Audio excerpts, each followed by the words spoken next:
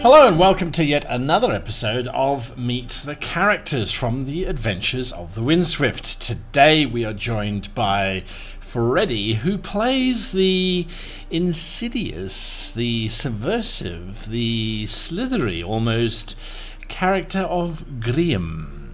Welcome, Freddy. You're much too kind. Tell us, if we were to meet Grehim in an alleyway somewhere, what would we see? Give us a character description. What does he look like? Well, I'm sophisticated, decently tall, but not known for my muscle mass. Honestly, a good description of him would be very much like Mr. Scrooge.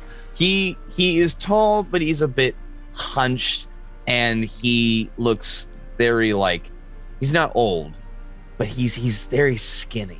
So, you know, he can slide into things pretty easily. And like one thing that the Thieves Guild that took him in, they're just, you know, they like, yeah, he's got small arms, good for thieving, and all that kind of stuff. But like, he's a very lanky kind of character. He's not someone who's just you're not gonna see him like get into brawls and stuff. He looks kind of like a twig. Like he can barely fit that leather armor. Right. So he wears leather armor, and then what are his weapons of choice? Ooh, weapons of choice.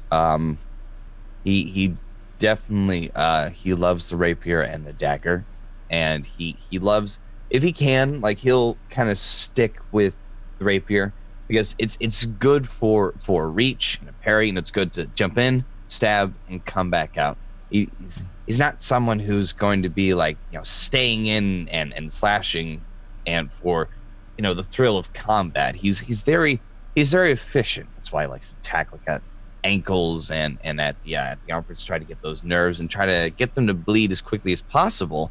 And with the dagger, it's not like he has like a personal love for the weapons. They're tools.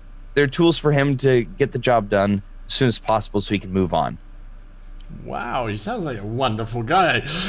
So, speaking of, what led Grehim to get to this point? Give us a little bit of his background. Best way to summarize this. Okay.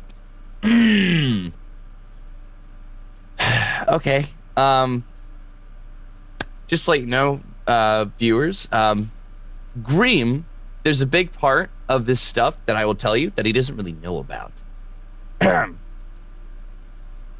What Grehim could remember, he used to be part of a noble house, noble family.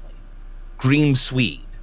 Swede was the last name for a large sugar plantation, and they were like imagine like those like sugar packs that we have like nowadays, and like everybody knows like Sweet and Low. It's like that, except much more renowned. The whole world knew of this sugar for a long time, until one day the town found out something awful, something horrible about his parents. They did something, and he didn't want to believe it, and he was very young when this happened, around like 8, I think. And they burned his mother and father and sister at the fires, at the stakes, because they thought they were evil.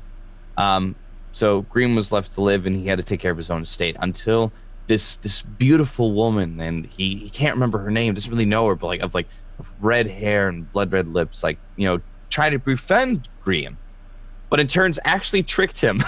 And he lost everything. Lost his house. He signed some documents. He didn't know about it, and he, you know, of course, he was a kid. What could he do? So he's pushed out in the streets. And one thing he remembers was, you know, here, some teeth for you, little rat. As he was sent to the streets with a dagger. It was small and crappy and could break easily, but whatever. It was something. He lived as a street urchin for a year or two.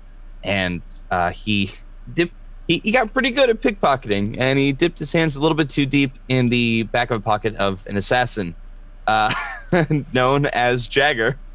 This guy, he was part of oh gosh, my brain this morning. It is the Laughing Coffins, something like that.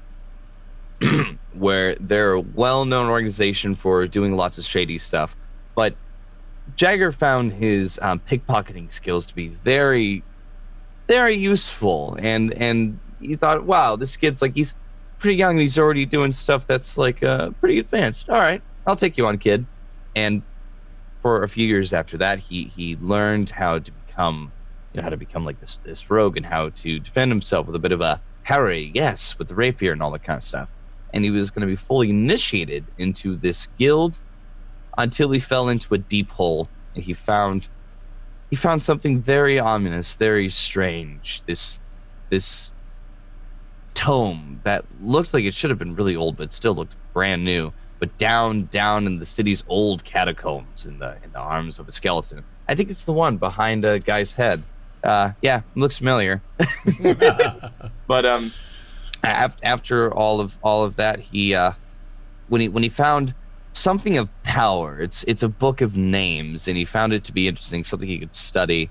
He finally had something that could maybe give him an edge to finally find vengeance. And so he decided to not go through the initiation, and he moved on, and he started making his plans. And how did his plans, his nefarious plans, how did his plans move from vengeance to the Histari? How did he get initiated into the Order of the Histari? That I can answer. It's Grehim. As I've got word around, and slight influence from the Guild of the Laughing Coffers, I've heard that they're information gatherers, and I've heard about the other two orders, but one was too brutish and one was too simple. While the Order of the Histari, they have information. They have agents that can gather information that's unknown and keep some that are locked away. And that's the biggest thing about Grehim.